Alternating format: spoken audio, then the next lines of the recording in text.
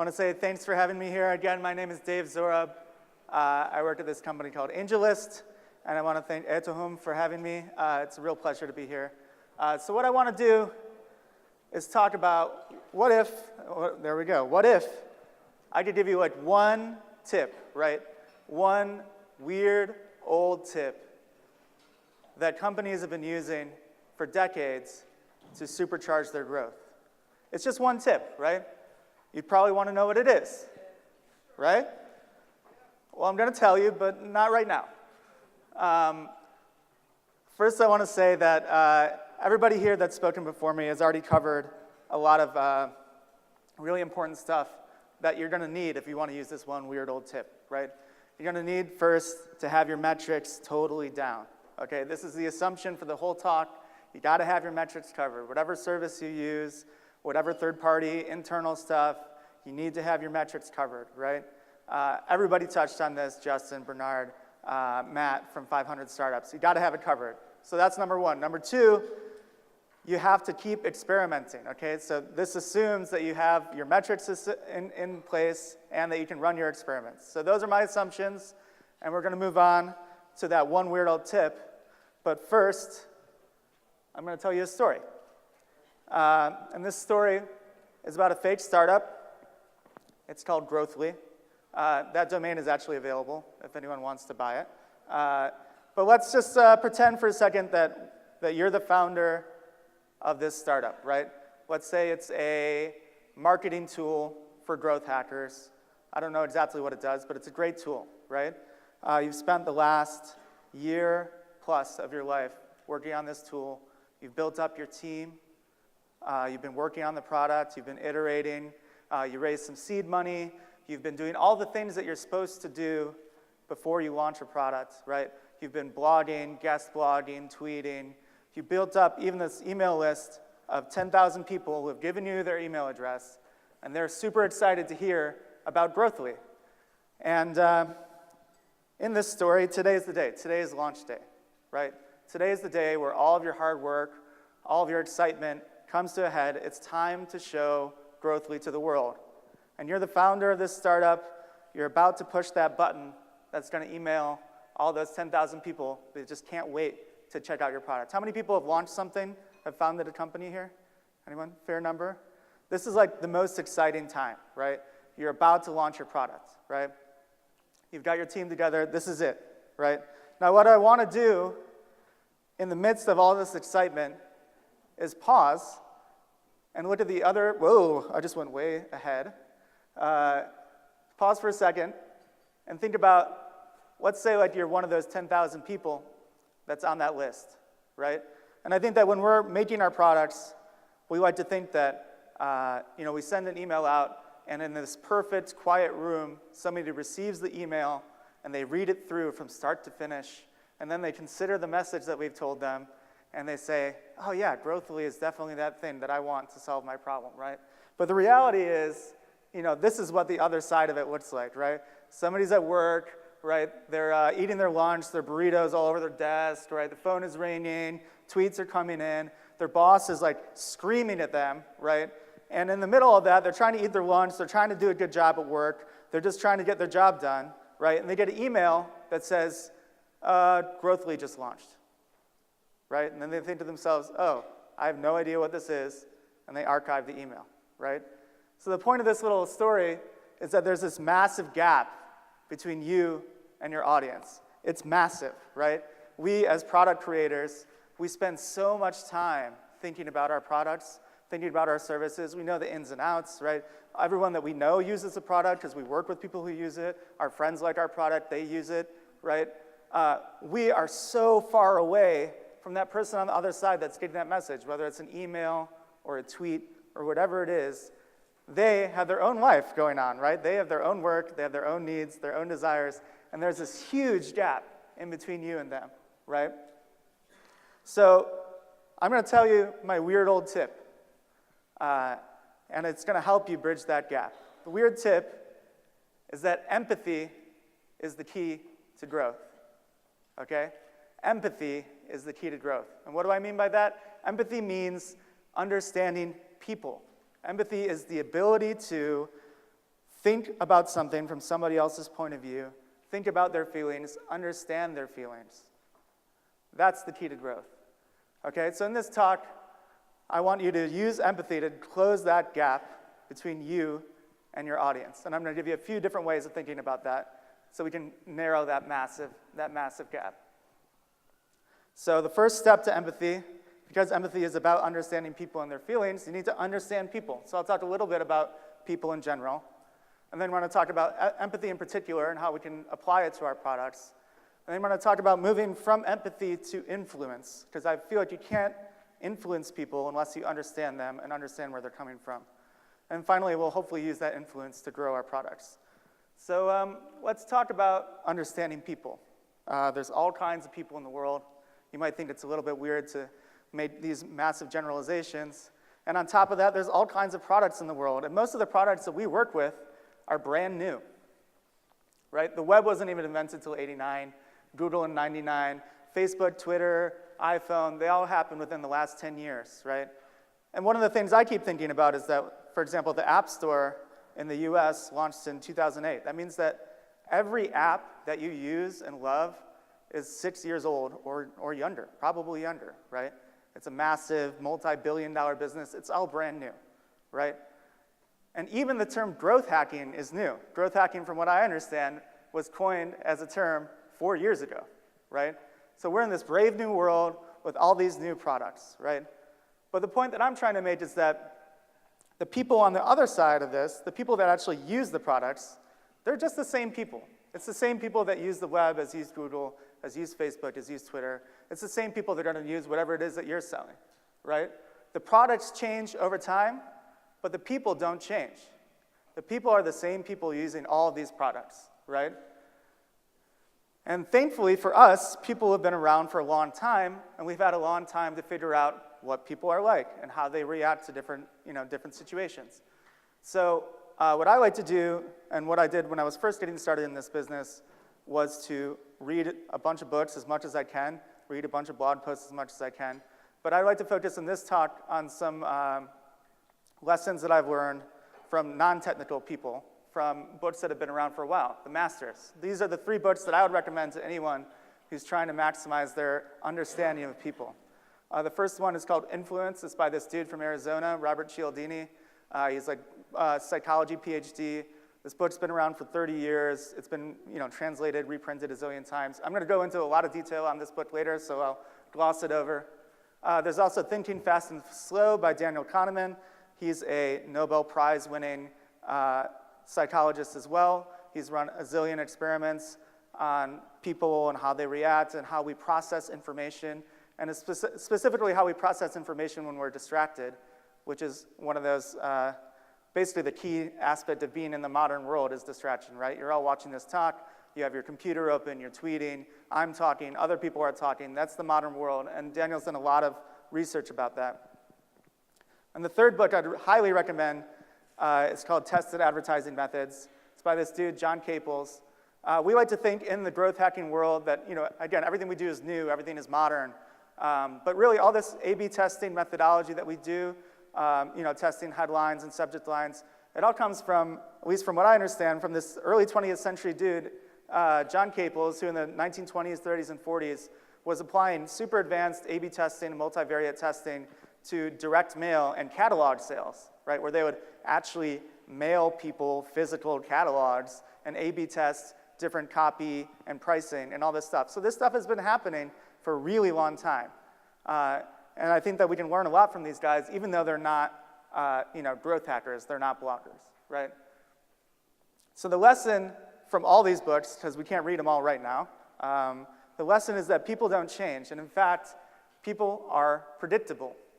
People are predictable, and that's great for us as marketers, right? That's great for us as growth hackers, because we can learn from the experiments that other people have run and run our own experiments and see if those work for us, right? So people are in this environment most of the time, right? Especially if you're building any kind of SaaS product or a consumer product. Like this image is probably not even close to like how crazy most people's environments are, right? People work in open offices with hundreds of other people, or people are waiting for a train and IMing someone and watching a YouTube video, and then they get some push notification or email about your product. Like that's people's first exposure to your product, right? Not like the perfect world where they're going to deeply consider everything. Like people exist in this world, right? People are tired, they're lazy, they're bored, they're distracted, right? And we have to get their attention, right? They're not going to change. We have to change our products, right? We're not going to be able to change that dude who's eating his burrito on his computer. I mean, I think that's a bad call in the first place. But we're going to need to change our products to meet people where they are, right? So that's where I think empathy comes in. Empathy, again, is the ability to understand people and to understand things from their point of view. And I've got a few quotes in this presentation. They're mostly from these old, dead white guys in the early 20th century. And I think the reason I wanted to use these older quotes is just, again, to show that, yes, we're in a brave new world of technology, but really nothing has changed here. Henry Ford invented, the automobile, the assembly line, and he said, if there's any great secret to success, it lies in the ability to get to the other person's point of view and see things from that person's point of view as well as your own. So what Henry Ford is saying, billionaire guy reshaped our entire landscape. He's saying you got to have empathy in order to succeed. In fact, it's the one thing you need to succeed. So what I'd like to do in applying this to our digital products is to say every time you're looking at something like a growth strategy or a new feature on your product, you want to look at it through the lens of empathy. And that means looking at it from the point of view of your user, not just from what you want, but from what they want. So the easiest place to start when you're talking about empathy is to start with your pitch, right? Because that's usually the first thing that people see. And I think Justin talked a little bit about this, about changing just one line of their landing page, led to a massive boost. I'll give you a couple of examples of that. The classic line that I've heard about this is from this old German guy, Theodor Levitt. He says, people don't want a quarter-inch drill, they want a quarter-inch hole, right? People don't want what you're selling, they want to solve their problem, right? And my modern take on this is that nobody wants to sign up for your website, right? Nobody gets up in the morning and says, oh, geez, I just can't wait to sign up for another website, and I'd have to get another username, and then figure out what the password requirements are. Oh, I need a capital letter and a symbol and whatever, right? No, nobody wants to do that. What they actually want is to solve their problem, and they put up with the other stuff if you solve their problem, right? So I want to talk about a really good pitch here. Pingdom is a product that we use at AngelList. I have no real connection to them other than as a customer, but I think that they do a really good job. What their product does is it tests your website to see if it's up or down, if people can use it. And they test it from 50 different places around the world. They generate these really cool uptime reports that tell you, okay, you had 99.87% uptime. And they have all these really tweaky features for developers. It's a really cool product, right? But you don't see any of that when you go visit their webpage. I just happened to see this when I was putting the presentation together. Their one-line pitch is, if your website goes down, what would that cost you, right? Not we have 50 testing centers around the globe, but this, to me, encapsulates the value of their product in one sentence, right? And if you wanted to buy this and you took this to your boss, they would say, oh, yeah, sure, of course you can pay $9 a month for this, right? We need to know when our website goes down. So this, to me, is a great example of an empathic pitch, a pitch that focuses on the problems of other people and not on what Pingdom has done for themselves. I'd like to look at lifecycle emails in the same way. So just to review, we've talked about lifecycle emails a little bit. I think Matt went into a lot of detail about them. But just a quick recap, a lifecycle email is something that you send a user or customer at a certain point in your site, right? Let's say you have an e-commerce site, and the user adds something to their cart, and then they don't buy. So you might send them an email saying, hey, why didn't you buy this, or you should think about buying this. Or they sign up for your site, and a week later you want to check in with them and say, how's it going, right?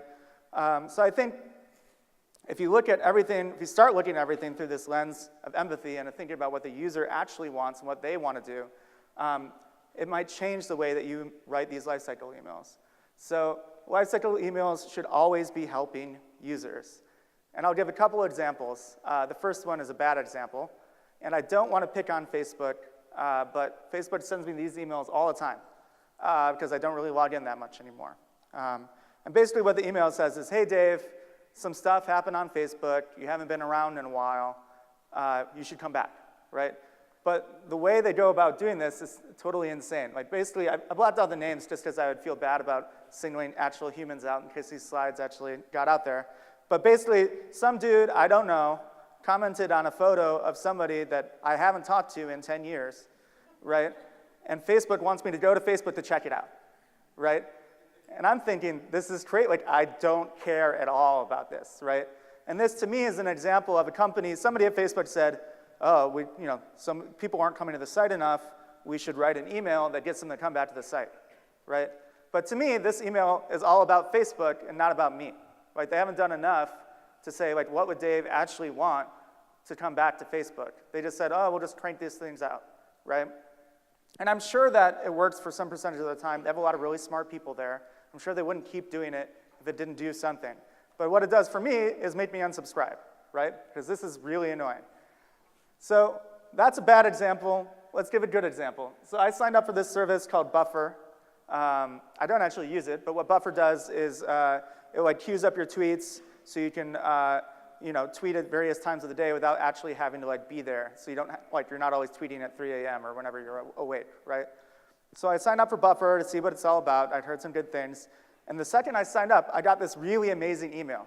And the reason it's amazing is that it starts with the subject line. The subject line says, Joel from Buffer, it's amazing to have you on board. And I'm thinking, that's awesome. This dude is so happy to have me use his website. He sold me an email. Of course I know it's a fake, it's an automated email, but it still feels good, right? And the first paragraph of the email says, I'm guessing it's not every day you sign up for a new service. That's why I want to make sure everything's in place for you. You feel welcome and at home. If you ever need to contact us, here's how to do it, right? This is like, to me, pretty much the best possible thing that they could send me, right? So now I know immediately if I have a problem, who to talk to. Plus, I have these warm, fuzzy feelings of feeling good about this service, right? So to me, this is a really stark difference between the Facebook-centric email where they're saying, come to Facebook, come to Facebook, come to Facebook, and this email is about me. How can we help you, is what this email says, right? And that, to me, is exactly what applying the lens of empathy to your product is all about. I can give you another example. This is from my own work. So I work at AngelList. We have a lot of products. We mostly help startups get fundraising. We also have a pretty popular product that helps startups find people who want to work at startups, mostly engineers and sales and marketing, but also design, product management, HR, et cetera. The product's been around for a couple of years now, and we have 100,000 candidates, 5,000 startups. I actually looked, we have 13 startups recruiting on AngelList in Turkey, which I feel good about. I feel like that number should be bigger. But we're almost everywhere in the world at this point, which is great. And so when I took over the product recently, I had to think, what are we going to do to improve our onboarding process? And if you're looking at it through the lens of empathy, you have to say, well, what does the user want when they come to our website? Well, they want to get a job, right? They want to get a job at a startup. Most of our traffic comes from people Googling startup jobs, and we have really good page rank. We come up close to the top or at the top. So they come to our website, they land on a page that used to look like this, and they're saying, how do I find a job, right? So the dude that designed this web page, so this page actually looks like exactly like what our product looks like if you're logged in. And this is a principle that I think is called show, don't tell, which I think works for some companies, but I don't think it worked for us, and I can tell you why. But basically, most of this stuff, you get a big list of startups here. Most of this stuff actually kind of leads you down to a dead end if you're not signed up, right? We would show you, there's like a button to see how many messages you've received from startups. Well, that doesn't help me, right? There's a bunch of really kind of complicated filters that you can drill down. None of this stuff is super discoverable, right? So we had like a decent conversion on this page, but nothing amazing, right? So if I were to analyze it, I'd say it has this show, don't tell policy, which works for some people, but not for us. There's a lot of dead-end clicks there. People can click around on a lot of stuff that doesn't help them get to their goal, right? And if you look at it, there's almost no text. It says apply privately, no middleman, see salary up front. That's the entire explanation for the page, right? So if you don't already know what you're looking at, this page doesn't necessarily help you. So one of the things I did over the summer was think, okay, we got to redo this. We want to think about what people want, and we're going to make it look a little bit more like a landing page. Not so much show, don't tell, but tell before we show them. So it looks something like this now. This is not that great looking. I'm not a great designer. But we simplified a lot of things, right? And the biggest changes is that we went from 2 buttons at the top to 1. So from 2 buttons to just 1, find a job, right? And Justin also talked about this. I think others talked about this. Having a CTA, a call to action, that is very specific and action-oriented versus just sign up also makes a difference. So by just changing the text on that button from sign up to find a job, that was a 30% boost right there. But also removing extra elements, making it so that you can't click on all kinds of things and run into any kind of crazy dead ends.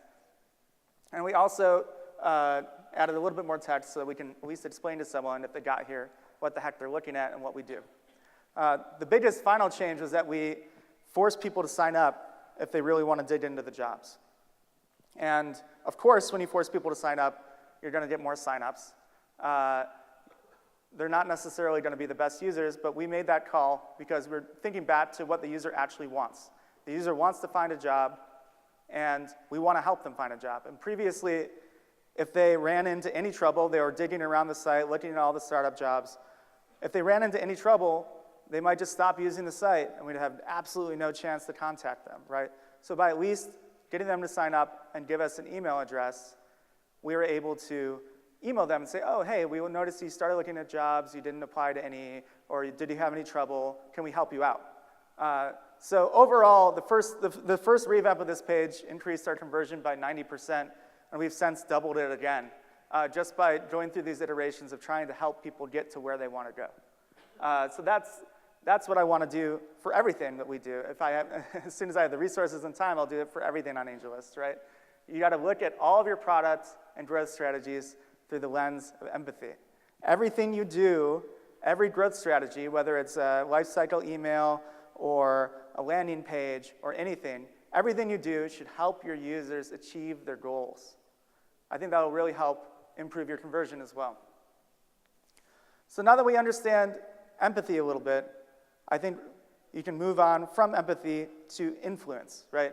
Once you understand who your users are and understand where they're coming from, then you can try and nudge them in the direction that you want to go.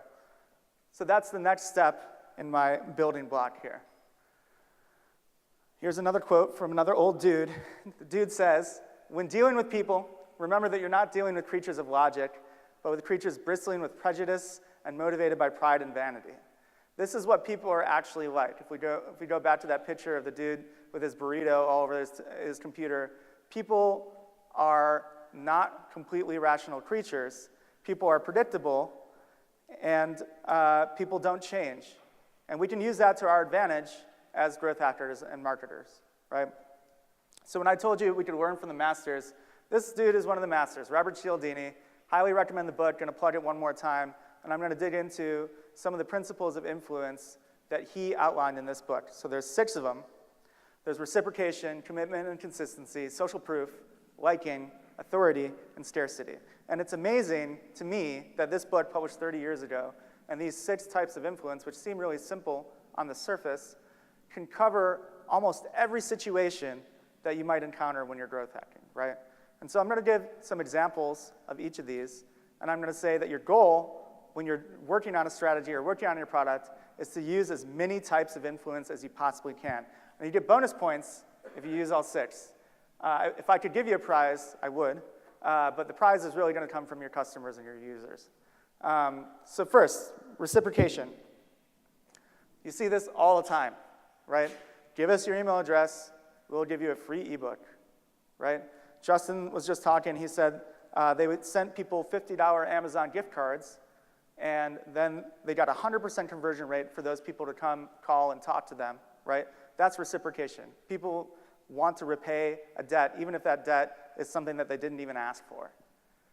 The second one is commitment and consistency. We're like very apt to just follow a flow, right? So I was renting a car the other day, and I started answering yes to a bunch of questions that these people were asking me, like, What's your email address? I would like to get my rental receipts in my email. Yes. There's a really long paragraph, but it sounds like I'm going to be really smart if I click yes, yes, and you click yes again. And what this is actually doing is subscribing you to like an incredible amount of marketing emails. The other example of commitment and consistency, I saw this when I was researching this talk. This is like a really incredible pop-up when I was trying to leave a blog.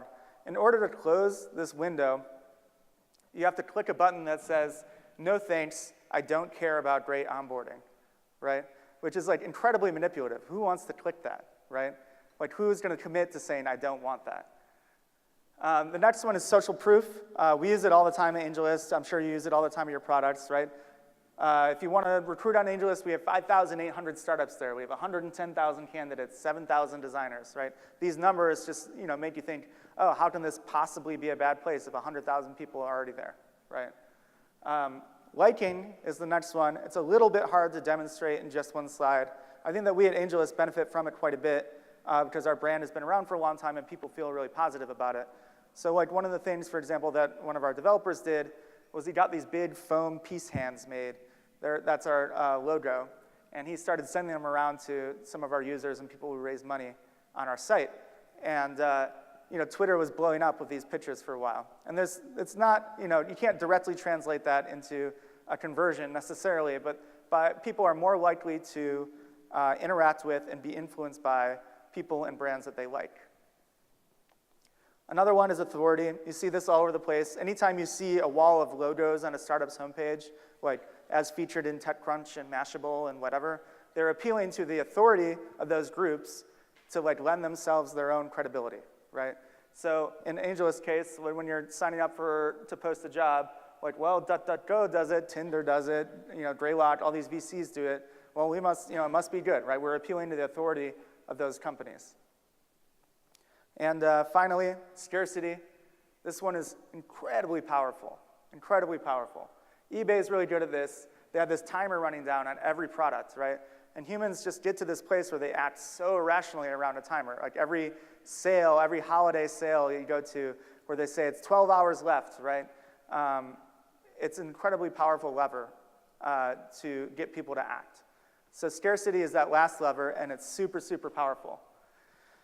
So now that you see these 6 kinds of influence, what I like to do when I'm just browsing around or when I'm working on my own product is to look at stuff and try to score it based on all 6 of those influence types, right? So you can look at this startup jobs page, and you see already there's some social proof, 5,000 of the best startups.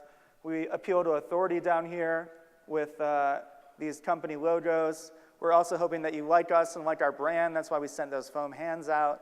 So we got at least 3 here, at least 3 of the types of influence. And maybe you can count liking also if you assume people like Medium and Yelp and Secret, where if you like those guys, well, those guys are here too. Another really good example that I'm not tied to at all is a company called Humble Bundle. What Humble Bundle does is they get a group of software together, like usually games, basically, and you're allowed to pay what you want to get all of those games, and some percentage, or all of it, goes to charity. So Humble Bundle, I would kind of cut up their homepage to show it here, but they hit a lot of buttons. You'll notice there's a timer in the upper right. They say time is running out. They have a timer going downhill, right? So that's your scarcity right there. You have social proof. You have the number of things that were sold. You have the top contributors and how much they gave. You get the average amount that people gave for this thing. There's a social proof there, and there's also kind of a commitment consistency vibe there. Nobody wants to think that, oh, I'm going to give below average. I'm not a below average kind of giver, right? I'm going to at least give the average, right? So that tends to push people towards acting more. There's some liking involved. Their brand is really cool. Sega is also a brand. If you grew up in the 80s or 90s and liked playing video games, that's probably a brand you have positive associations with. And they also appeal to authority down at the bottom as featured in TechCrunch, CNET, whatever, right? So they're hitting 5 buttons on my count here. They don't get the prize, but they're pretty close. I'm sure this homepage does really, really well for them.